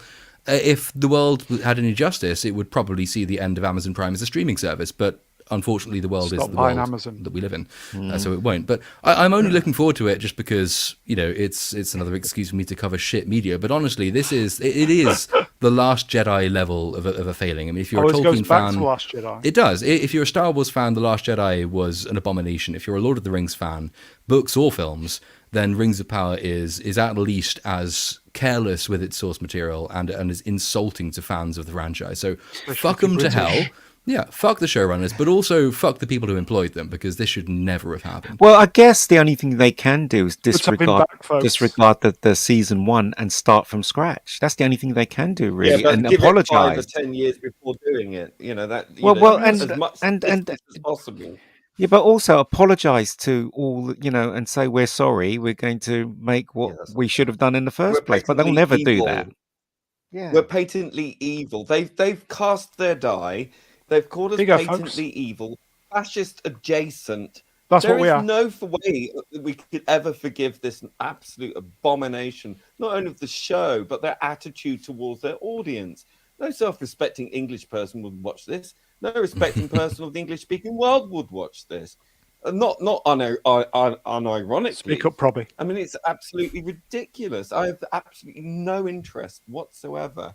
And when not Lord of the Rings, when House of the Dragon, that's a Freudian slip. When that overshadows this at half the cost, if not more, and twice as much, if not 1,000 times as much entertainment quality. Wow. I mean, it's. I just don't understand why they think going away for 1 or 2 years to rejig and repoke and shuffle things around is going to make a shadow of a difference. It absolutely will not. It won't, but there's some curious things happening in the interim as well, which of course is that they're changing filming location completely. So they're now moving out of New Zealand, and the next season is going to be filmed exclusively in this country, which you'd think would mean they'll still have their lavish, they'll still have their drone shots, establishing shots of nice mountain ranges in New Zealand. But you'd think that probably is going to entail an awful lot more of the CGI stuff that the show just abysmally. I mean, some parts of this show look like PS3 level graphics. For that amount of money, the revival was all CGI like scenery, and it just very takes you out of it, doesn't it? Because it just looks so It fake. does, and they don't have the talent as well to meld these together, because Peter Jackson would very cleverly blend practical and CGI, so there's no hard cut between a purely practical and a purely Told CG to shot. fuck off by Amazon. Rings, they ghosted him. Rings of Power doesn't have that ounce of his skill. But this is the other important thing I think also to remember about it, which is something I'm going into more in my sort of the next video, because having established in sort of my first one, obviously this is an abomination if you're a lore-minded person. But the obvious response that people have had to that is, well, you're just a Tolkien purist. It's a really enjoyable show if you don't look at the books too closely. And I might say the thrust of the second video I'm doing is that, look, we've established it doesn't give a fuck about the lore. That's fine. It's not just that, though, that makes it a hateable show. It's that it fails on the most basic levels of writing. You could not know a thing about Tolkien. You couldn't give a shit about Tolkien if you solely were in it for a well-written film or a well-written TV show. The writing in this show is abysmal. I mean, it's hilariously bad. So it ticks every box. It fucks the lore, it fucks the fans, and it fucks good writing. And these people deserve to get in the sea. And the sea is always right. So if they drown, then that's. It is. If I were them, I would seriously remove Lord of the Rings. Remove Lord of the Rings. Remove any reference to Tolkien whatsoever, and just call it the Rings of Power. And that way, people can easily just disassociate from that. Because I think to call it Lord of the Rings in any subtext or subcontext or whatever, it's a complete misnomer, and it should not be allowed. It's an abomination. I think we can all agree that this really shouldn't be happening. But it did make Ben loads of money, so there you go. Well, not yet. But actually, Matt, yes. So at the moment, yes. Matt, anything positive to add? Nothing positive to add. No. No. This move on, shall we? This tells me so much that they knew they had a failure.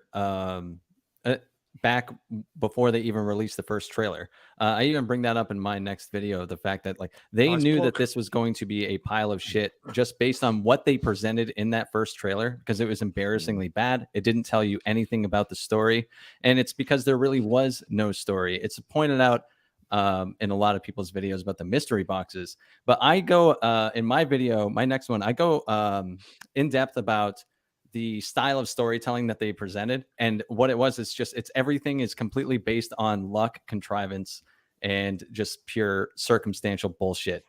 So like Platoon was saying, it's a complete failure in the most fundamental and basic sense of writing. I harp a lot on and then style storytelling because as a writer myself, it's incredibly amateur. It's very basic stuff, and I've fallen into the trap a number of times, and you have to go back and just make yourself better. But to hand someone a $1 billion franchise and they make mistakes that you would not make, and you're not even before I was even published, I was making these mistakes, and they are making them in these things. There was an interview that the showrunners gave a week or two ago, and the fucking podcaster was saying that they developed a masterpiece, which is a fucking joke. But they were basically... It wasn't Jeff Bezos, was it? But they were basically explaining the fact that everything that happens is based on just pure plot contrivance and utter luck within the context of the story. Like Galadriel running into Halbrand in the ocean, which sets the entire thing in motion, is complete fucking luck. And then they just happen to be picked up by people who aren't hostile in the middle of the fucking ocean. And then they're brought to Numenor. And how very fucking convenient. So they're brought to a location where someone who's a pushover will give her an army to complete her vengeance arc. It's all very wow. How incredibly fucking lucky all these things are happening to me. There's that bit in episode 8 when no, is it 7 or 8? One of the last two anyway, when the Queen is blind and Galadriel's blaming herself.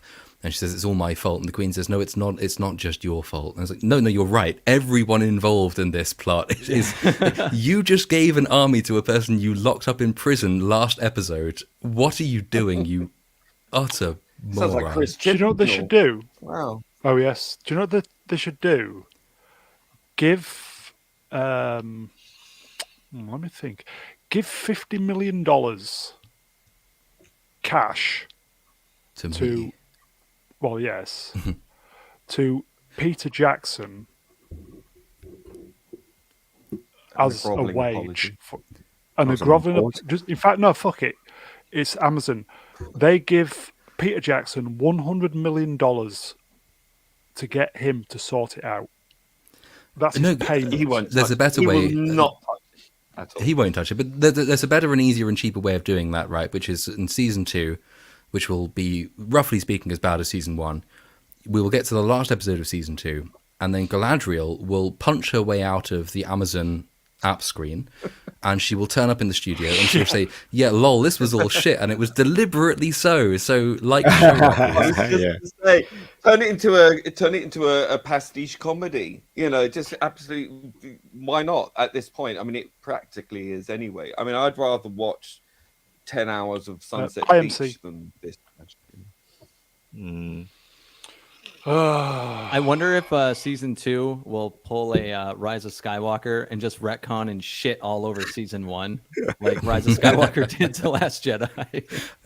Here you go, Melvin. They should give me 100 million and fuck Rings of Power. How would that be? That Pretty would spot save on, us I from think. watching it. Yes. They should just start again. They should in pay my us to opinion. watch it, really. I'm should pay us serious. to They watch should it. just scrap the first season and say we made a mistake. Go out there, be brave, say we made a mistake, and just start again and do it right. They'd save Yeah, more a lot money of in the long respect. run if they did, I think. If Yeah, they actually yeah. did do that. I think they'd earn a lot of kudos. Go, oh, so you're not A lot going of to call us respect as fascist well. Jason anymore, Yeah. patently evil. You know. Dark Side of the Walk. He loves you guys. Well, we are in the Fucking weird love position this where channel. the creators of the Sonic the Hedgehog film have more regard for their fan base Yeah. Yeah. than the people And who are in they've charge made a of the shitload of Lord money, of the so good on them. Rings. Yeah. Well, it's There's a film on the disgusting way. too what Rings of Power did and what Amazon did, which is like they clearly knew they had a piece of shit, but all they did was push all of the blame onto the fans on review bombing and all that shit. When in reality, yes. it was real people saying this show is not good, and they just shifted This all show is the run- blame. This show is run by 2 Chris Chibnalls, and Galadriel is their Jodie Whittaker, effectively. And again, have you seen a picture of those two on the cover of Vogue or whatever it was? Yeah, Yeah, remember like when we did? models. Was it last What week? the or the week hell? before? What Fuck the me. hell? Seriously. One question before we move on from this: is the panel fascist adjacent? According to the Well, Rings of Power screenwriters, yes. In fact, I'll throw that out to the chat. Actually, chat, are you? I have an fascist? account with adjacent. Amazon. I have an I do account too.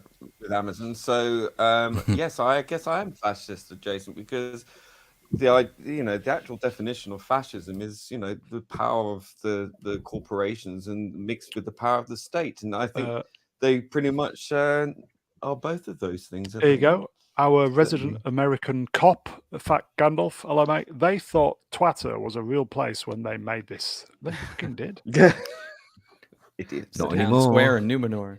Not anymore. And That that- guy that has a voice, has a name like perfume, he's taken over now. So And Well, that's it, hopefully, the future of the publicity for this show going forward. It's not going to be able to rely on Twitter to fakely be boosted in the threads, and it's going to disappear. Absolutely. there you go. Fat disappear. Gandalf, 21-year military police, totally adjacent. I'm not even in the police, and I'm totally adjacent, my friend. The publicity one Patently. is it's another interesting angle though on which you can compare Rings of Power to House of the Dragon. There are plenty of them, but that's another one of them, which is that Rings of Power did what Star Wars has been doing and what Disney generally has been doing as well, which is that you pre-prep your client media with criticisms against the fans. So if you don't like this show, that's because you're a racist. And Middle Earth has racist. always been diverse, and it's full of diverse people. So that's actually kind of true, by the way, but not in the way they've depicted it. House of the Dragon did racial recasting, and I remember when that was the first sort of episode came out, and shortly before that as well, with Corlys Velaryon, there were people complaining about the recasting there because, well, how do you have a whole sort of subspecies of the Velaryon blood. family a different skin color? The curious thing about that, though, was that at no point do I recall, anyway, seeing anyone involved with House of the Dragon, bar one interview with the guy who plays Cordus Valerian, saying, if you don't like my character, you're a racist. And he gave an interview saying, that's just because you were happy seeing black people as pirates and criminals, but now they're not pirates and criminals, you're unhappy. They shut that down very quickly, and there was nothing else that I saw in the media about that. Consequently, they got down to the business of telling a decent story. They made him a decent character. And fans who have been browbeaten by this kind of thing for a long time, and so we're all hypercritical of it, rightly so, ended up overlooking it and indeed forgiving it and indeed moving on with it because the story it was telling made the recasting a non-issue. Like, the race thing was not the point of the recasting. It was just, it was there. Would it have been better if it hadn't been? That's open to question. But the show itself had a sense of being and purpose that transcended its modern political messaging. And I don't think it's a coincidence that with a fraction of the marketing budget and nothing like what we saw in terms of calling fans racist, House of the Dragon is now almost universally well regarded, including by fans of the books and the shows, while Rings of Power is still mired in this political nonsense. Dark Side of the Walk at Mr. Brown Alliance asks me, out of 10, what would you give Guy Ladriel? That is what precisely are we scoring here? I give her one finger. The middle Normally, I would say I would give her 1. I'm English. I give him 2 fingers. Anyway, okay. Z, anything to add? No, I'm fascist adjacent. I would shoot her in the head. Yeah. Okay, so metaphorically, for monetization purposes, in Minecraft is what he means. We'll probably find out in Ian's channel's in trouble. He's always been in trouble. We'll probably find out in 2 years, 2.5 years. I think they're just hoping everybody forgets, but nobody's gonna forget. I don't think anyone's memory going like to an come back to elephant. it, are they? No, it's gone. It's done. No, it's gone. Especially in 2 years. I mean, look what happened to Westworld. Apart from it coming back with the second season, which was utterly shite, it was 2 years too late. Simple as that. Moved on. Jeff, Mr. Bezos, it's fucked. Get over it. Move it's on. Fucked. Just do something else. Just take the L. It's fucked. The only thing you can do, Mr. Bezos, is apologize to the fans, and they'll probably forgive you and just get some people. No, it's really not. It's done. Okay. It's done. Is it? Made him hostage to fortune when on the premiere night he gave that speech, and he said, "My son, he's 14. He's a massive Tolkien fan. He's almost at the level of a Tolkien scholar." Maybe and when I told him he was doing this, he turned to me and he said, "Dad, please don't fuck this up." Well, I'm expecting him. He'll be adopted within 5 years. So well, maybe his 14-year-old son should have show-runned the program. He would have been better. Yes, that's true. Yeah. So, Mr. Bezos, it's fucked. Moving on. Oh, good. Fucking hell. Who's looking forward to this? Because people in the chat were asking if anybody's looking forward to this. No, have we seen the trailer? It's not Black Panther. It's some skinny girl in his costume. So why are they calling it Black Panther 2 when he's not even in it? It's stupid. Have you seen the clip from it where they're trying to convince that girl that's taking over the Iron Man costume thing? God, it's ridiculous. It was, and Namor was just, the acting was so bad, really bad, and the CGI looked really bad. You go like Wakanda. Rings of Power levels. Fucking Wakanda. It is, mate. It is. It's stupid, isn't it? I mean, you'd think they'd recast a man in a male character, but they didn't. They went for the woke thing. Here you go. Just promoted the skinny girl. I mean, the pouring all over his death as well. It just seems very, macabre. It just doesn't seem hopeful and joyous like a Marvel film is supposed to be. They're sort of going down the DC road of being a bit dark on that. Do you remember when Murder, She Wrote did a crossover with Magnum? Yes, I do. Now we've got woke Andor forever. Very good.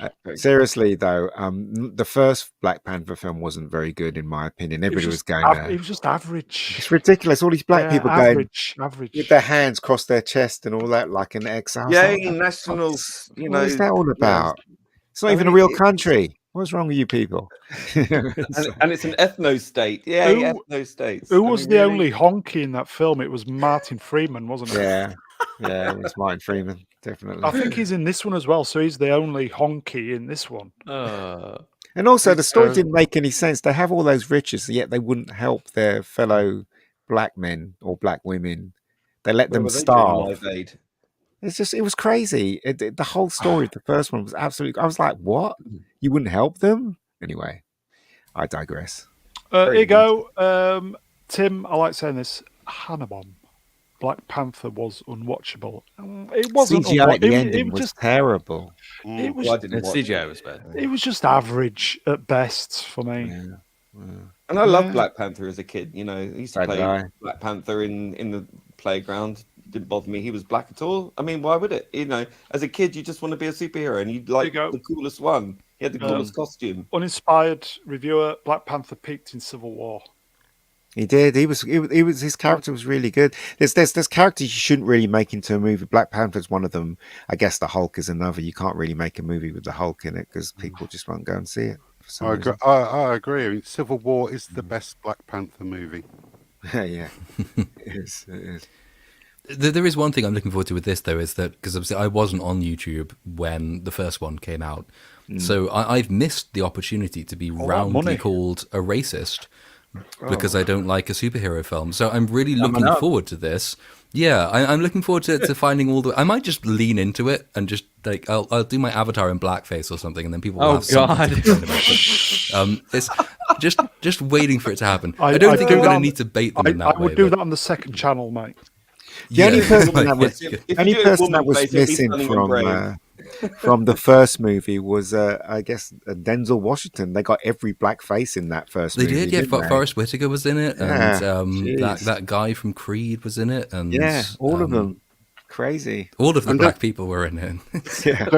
Don't forget, according to some Twitter commentators, if you go to the premiere of this, you're denying a black person a ticket. I saw that. God, you are joking. No, there was a TikToker who did it, and then there was the editor of a magazine. I don't remember which film magazine it was. Said that the allyship thing to do, if you're a black ally, is to buy a ticket and then give that ticket to a black person and not go and see it yourself if you're a white person. And that's how you know that you're on the side of the black people. But the first one was kind of interesting because you know what would happen if people actually took that seriously and went through with it. They would turn around and they'll say, look, the majority of white Americans are not going to see Black Panther. That proves that they're racist. But also, if you go and see it, you're also racist. Yeah, but black people will turn around going, you think I can't buy my own bloody ticket? There are all kinds of problems with that. Yeah, there are shades of white savior complex in their comments. We can't afford a ticket. Get one for us. It's a very problematic film. You don't know how to fill in a form. You don't. I mean, there are so many examples on YouTube of white liberals going out there being interviewed about the whole voting, thing that you registration to vote, and their attitude was like, yeah, but they might not know how to fill in the forms and all this. It's just like, voter ID is racist because black people don't know how to get passports. It's who's the racist person here? I don't think it's the people. Yeah, it's a nonsense.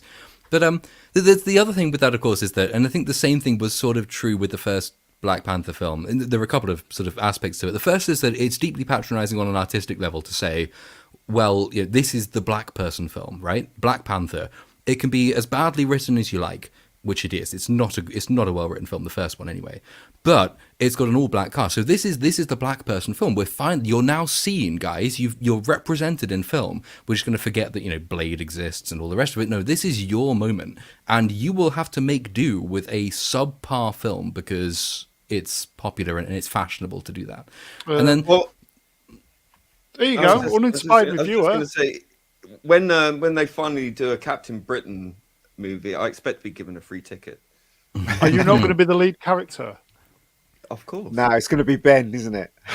Oh god, yeah. I'll have to be a villain though.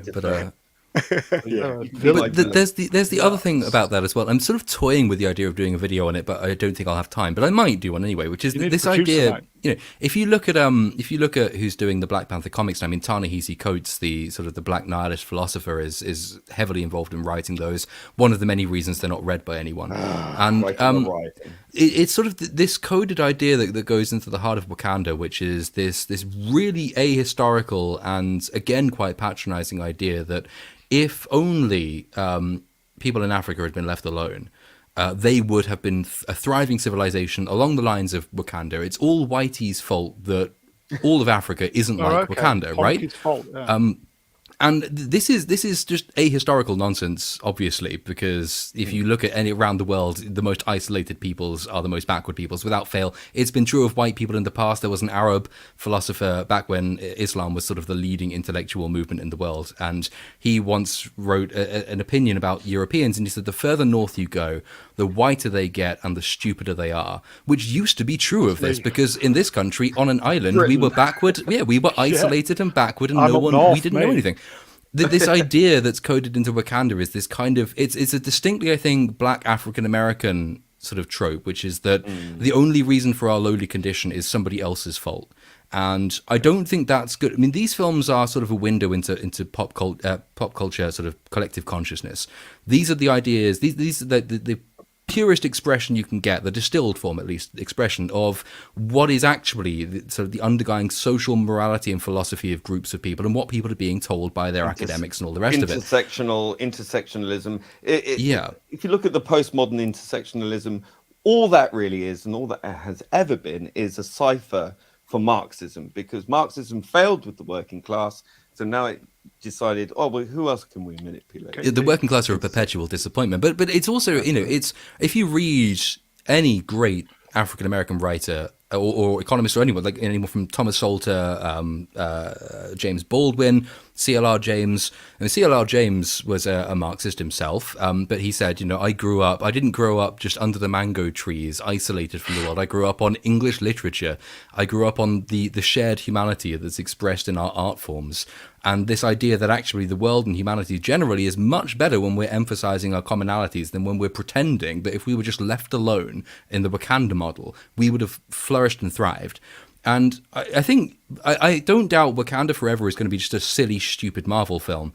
But to the extent it doubles down on that stuff that we saw in the first Black Panther film, I think that's really something to be regretted, because at the same time, you're having black people told, this is your film, and also you're having them told, and this is what you could have been were it not for the society you've grown up in. And so that makes it quite an important film, I think, but not in the way its advocates would like it to be.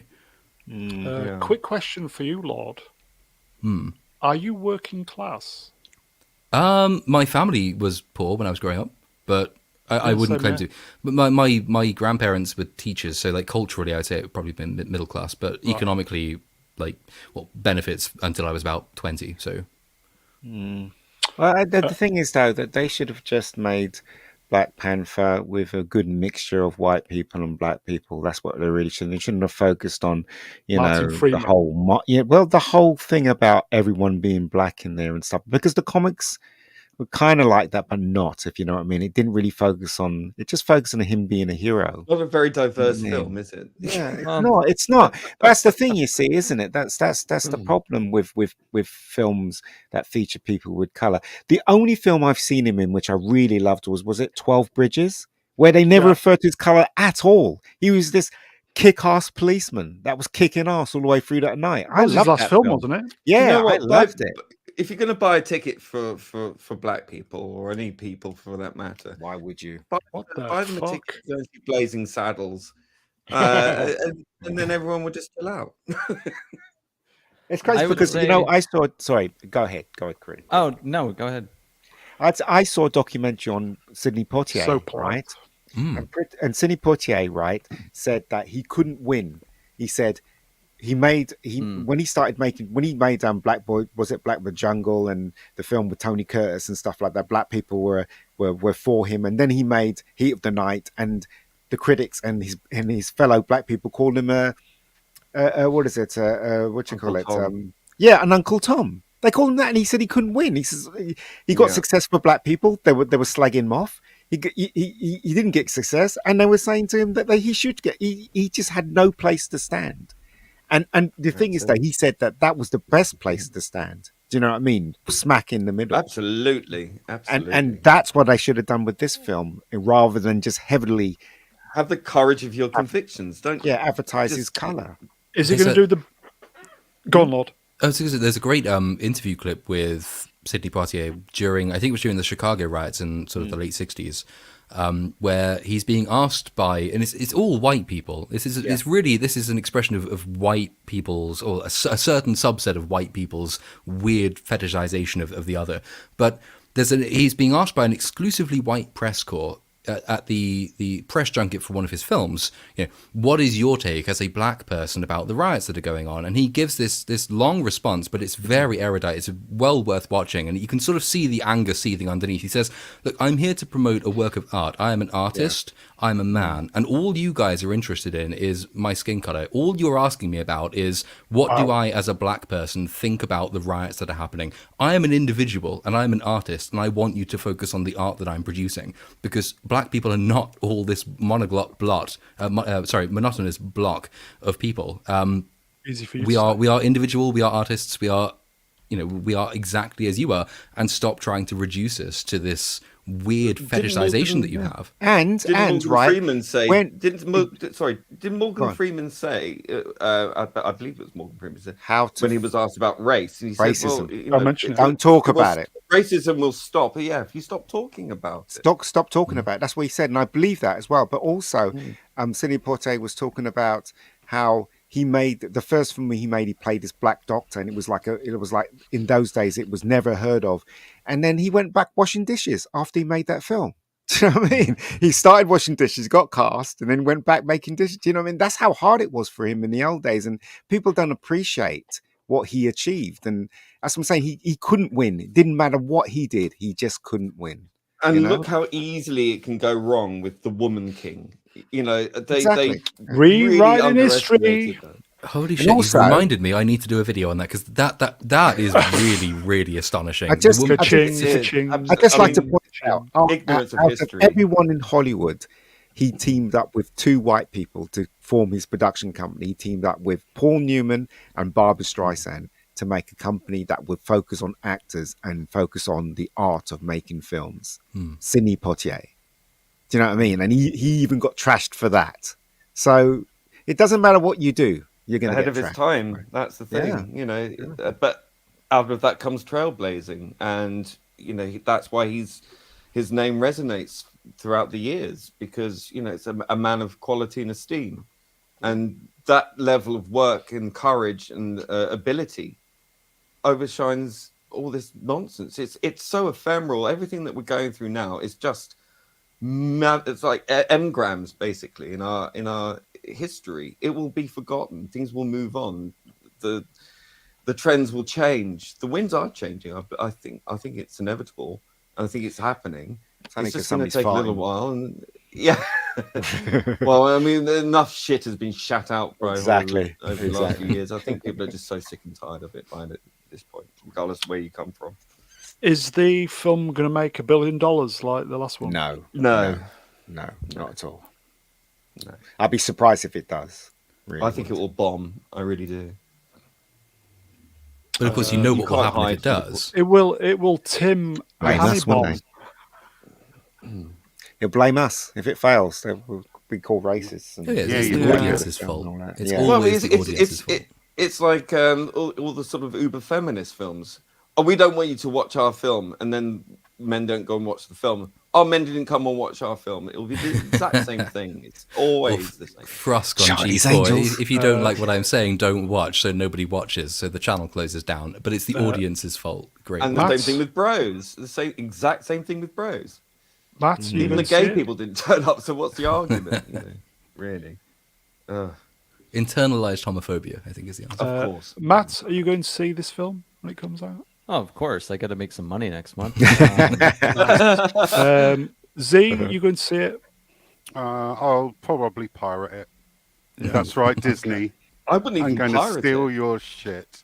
but I'm not going to cinema to watch it because it looks like a pile of garbage. Yeah, but It does, if doesn't it? somebody, Yeah. I think it was Dark Side of the Walk saying that he won't be downloading it because he'd be stealing a black man's bandwidth by doing this. Well, that's because I'm so racist conscientious. adjacent as well. Yeah. Okay. We're everything adjacent, everything Shall bad. we have got a lot of slides. You know the tragic thing about this, that he was well on his way to be a huge superstar, Yeah, bigger he's than he fucking great was, as well, wasn't he? He's and then he great. died. This is his legacy Yeah, being fucking shat great. on. 42, Been yeah, a- cancer, bowel cancer. Yeah, I know. It's They terrible. used his Twitter account after he died Oh. to plug this film. Fucked up. That's what I'm saying. It's so morose. And So, you know, the beginning of this film will almost certainly will have the opening credits for Marvel, but it will, like when Stan Lee died and all of the background footage was him and his cameos. You know that they'll do the same thing with Chadwick Boseman as well. And everyone will say, that was a really lovely, heartfelt, touching tribute to a man. It clearly shows the studio cares about him. No, because you were marketing using a zombie's Twitter account. What the fuck are you doing? That's awful. Awful. I don't Fucking know what his hell. family feels about that. I would be outraged. Outraged. Do you think they paid them off? Paid them? I hope so. I don't see. Well, yeah, I mean, hope so, but at the same time, I would be mortified to even accept that because I was think generally that's sad so when he died. disrespectful. I It was was totally sad. sad. Yeah. Yeah, he was Yeah. having his moments, and it's Sad just when a been young whipped man's from career under him. is cut short. You know, Yeah. And he his kept it life and very his quiet as well, because did. lots of people would Yeah. make like this part of Yes, their he did, celebrity thing. yeah. He just kept it entirely quiet and to himself, and then In he went fact, privately. He was They were suffering when he blaming was him, weren't filming the they? thing, They were yeah. saying, oh, you know, you're trying to fit in with Hollywood because you're losing weight and all that, and they didn't realize he was suffering from cancer. It was crazy. But also, as I said, if you ever get the chance to watch 12 Bridges, Agreed, when you Franco. watch that film, you realize that this man was heading to be a huge, huge star, and then he's gone. So that's life, I awful. guess. Before we move on, I did just want to say about Black Panther, the first movie, was that Yeah, cool. like I used to work with kids, and they would have some sort of intellectual disability in some capacity, and like I was around the time the first Black Panther movie came out. You know, we talk a lot about the fact that you know, you don't have to be a certain color to connect with people, et cetera, and I agree with that the majority of the time. But when Black Panther came out, like I don't, it's objectively not a great movie. There are a lot of story flaws, obviously, but when I was at a park, I had brought a kiddo to a playground, and there were like some students there, and they were, I lived in a very diverse city. So there were a lot of black kids that were in a class together, and they were going down the slide, and a bunch of them had Black Panther shirts on, and they'd cross they were having so much fun, and they'd cross their arms and yell Wakanda forever and like go down the slide. And I thought, like, I'll never forget that either, because it really clicked in my head where I'm like, oh, sometimes that does matter. And like, you can always say like, okay, we had Blade. Okay, we had Falcon, but are those characters anywhere near as cool as fucking Spider-Man or Batman? And no, they're not. And is Black And they're Panther not current either. Right. You know, so, but each Black generation Panther needs their is own. right. Black Panther is that cool, and so they like. I understood that they had representation in that upper, you know, the upper stratosphere of superheroes, and I was like, oh, that is really cool. And you know, I really And he's an appreciated original that. black character. You know, he's been around for a long time, but you know, But that's he is the an original. tragedy, isn't it? Is that Yeah. this character could have been as big as Spider-Man if this guy had stayed alive, obviously, Yeah. and But by carried not on to make casting different movies. a replacement, they're denying another great black actor another opportunity to be an Absolutely. inspiring hero Absolutely. voice. You know, But just, I mean, like, building just quickly on what movie Cynic was saying, because I agree with that. I think it's undeniable that it had a tremendous cultural impact. I was working at an escape room in London when that film came out, and we would always take Did you like get out? photos. No, I was the one behind the camera. I was the one in charge of whether people got out. He obviously did get out. But for a few months, like after that film came out, yeah, if there was a team who came in to play escape rooms and they were of a certain age or below a certain age and they got out, we'd always do team photos. If they were predominantly black or majority black or even exclusively black as a team, the invariable result would be Wakanda Forever and the crossing of the arms. So you can't deny its cultural impact.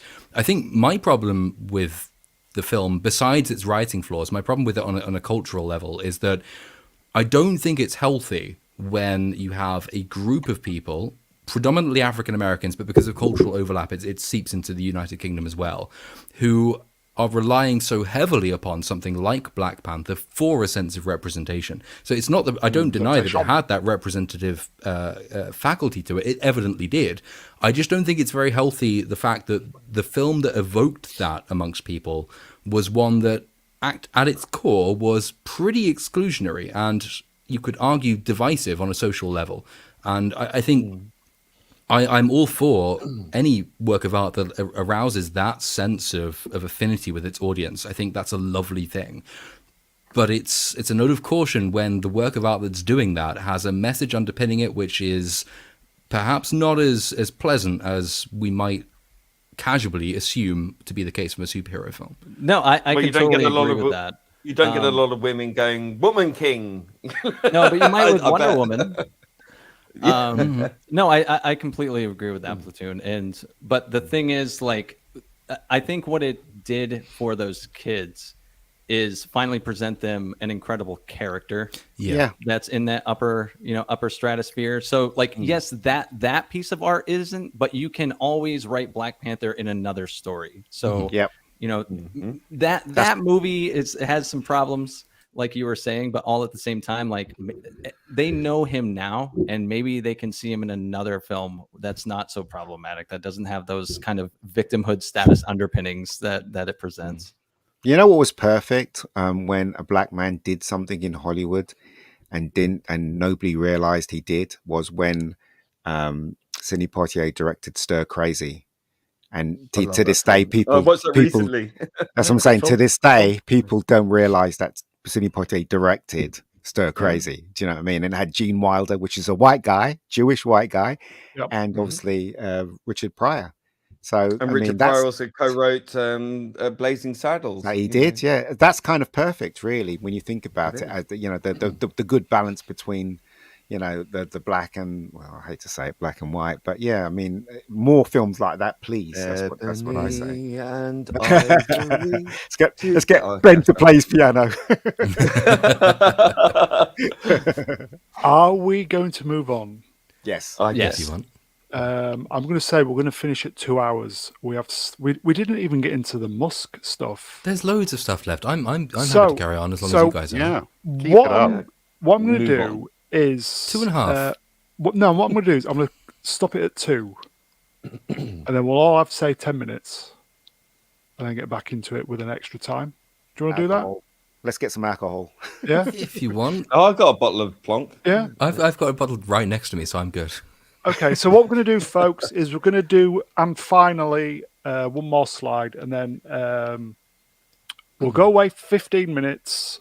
During those 15 minutes, I will put another doodah up, another link, another stream, and then we'll reconvene in 15 minutes just to finish the rest of the slides. So we kind of finish at 2 hours. So doubling the videos for the algorithm. You're a professional YouTuber in the making. An emergency battle wank. Kind of, yes. In fact, to be fair, in fact, I'll tell you what we'll do. Here we go, because I'm such a professional. Here we go. So, and finally, here we go. For now. And finally, here we go. Obviously, I'm boomerang. And finally, don't forget to vote in this week's movie poll. So between now and Thursday, folks, you have got the choice of Aliens. We Are Leaving. Special edition. Batman. He's at home washing his tights.